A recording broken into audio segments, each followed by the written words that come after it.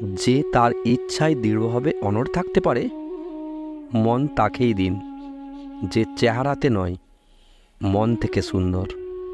স্পষ্ট কথা বলা ব্যক্তি একটি ভালো কাঁটার মতো হয়।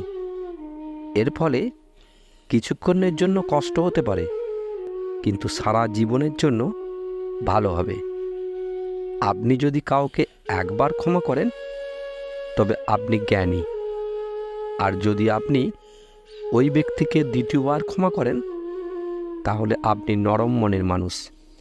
কিন্তু আপনি যদি সেই ব্যক্তিকে তৃতীয়বারও ক্ষমা করে দেন, তাহলে আপনি পৃথিবীর সবচেয়ে বড় বোকা।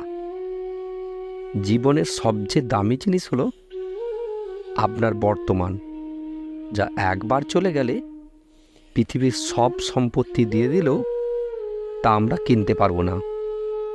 আমাদের চিন্তাধারা আমাদের তৈরি করে, তাই কথার উপর নয়, চিন্তা ভাবনার উপরে মনোযোগ দিন।